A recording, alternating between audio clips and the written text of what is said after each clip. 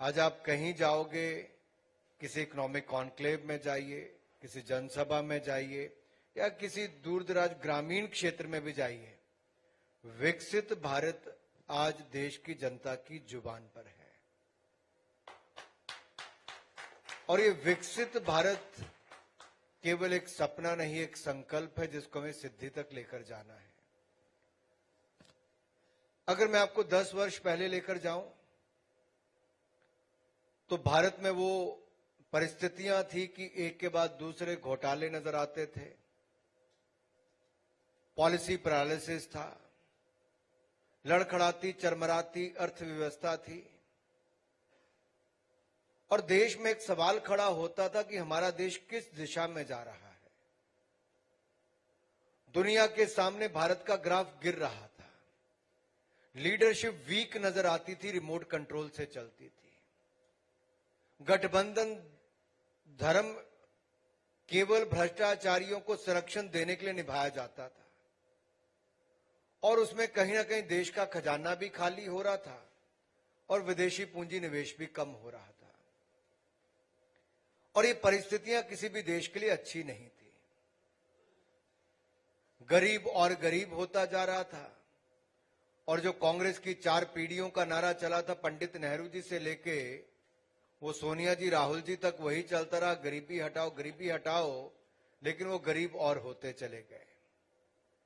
अब इतनी चुनौतियों के सामने देश की जनता के सामने सवाल आया कि विकल्प क्या।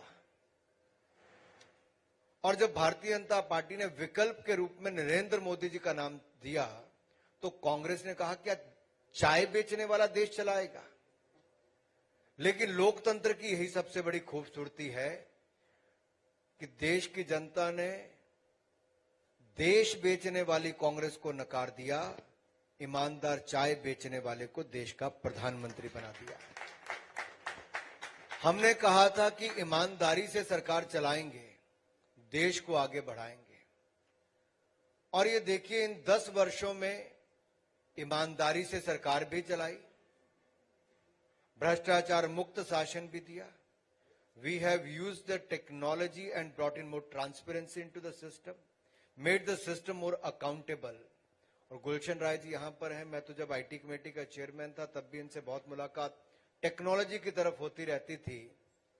आज मैं कह सकता हूं टेक्नोलॉजी का उपयोग हमने हर क्षेत्र में किया है। Jan Dhan Aadhaar mobile, jam Trinity जिसको हम त्रिशक्ति कहते हैं, उसके कारण आज बहुत बदलाव आया है। कांग्रेस के समय जो 100 रुपया भेजते थे 15 रुपया ही लाभ मिलता था, यानी कि जिसके खाते में जाना था, बाकी खा लिया जाता था। आज मोदी सरकार में अगर 100 रुपया भेजते हैं तो 100 का 100 उसके खाते में जाता है और डीबीटी के माध्यम से जाता है, बगैर भ्रष्टाचार के माध्यम से। अब बदलाव जो देखने को मिलता वो ये है कि अधिकारी वही है, दफ्तर वही है, फाइलें वही हैं, सब कुछ वही है, लेकिन नेतृत्व बदलाव हुआ तो एक एनवायरनमेंट ऐसा खड़ा कर दिया कि भ्रष्टाचार को ना और ईमानदारी को हां। और उससे इतना फर्क पड़ गया कि आज पूरे देश भर में ऊपर से लेकर नीचे तक एक ईमानदारी को हम आगे बढ़ा रहे हैं। लेकिन इतने बड़े देश में राज्यों में बदलना, अब जब हम कहीं पे एक्शन करते हैं तो मीडिया में कुछ लोग, विपक्ष के लोग जाके कहते हैं कि सांसद के घर पे किसी के 350 करोड़ मिल गया कांग्रेस के, तो कार्रवाई क्यों की। तो मैं आपके लोगों से पूछता हूं, क्या भ्रष्टाचारियों के खिलाफ कार्रवाई करनी चाहिए कि नहीं करनी चाहिए? करनी चाहिए ना। वही हो रहा है। लेकिन उससे पहले उपलब्धियों पे बताना चाहता हूं। आज टेक्नोलॉजी का उपयोग करके मोदी सरकार ने यह किया है कि जहां एक और न्यू एजुकेशन पॉलिसी से लेकर अन्य सिस्टम्स में बहुत बड़ा बदलाव लेकर आए। स्पेस सेक्टर था जहां पे बंद था, हमने उसको भी खोल दिया। आज स्टार्टअप्स हो या फिर एंटरप्रेन्योर्स हो, वो भी वहां पे जाके काम कर सकते हैं।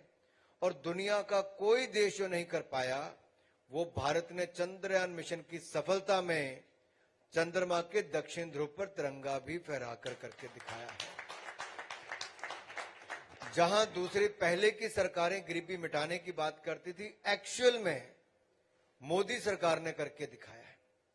मल्टी डिमेंशनल पॉवर्टी की अगर हम बात करें तो 25 करोड़ गरीब गरीबी रेखा से बाहर निकल कर आए, और यह तब हुआ जब 4 करोड़ गरीबों को पक्का मकान, 2 कमरे का मकान मोदी सरकार ने मात्र 10 वर्षों में बनाकर दिया।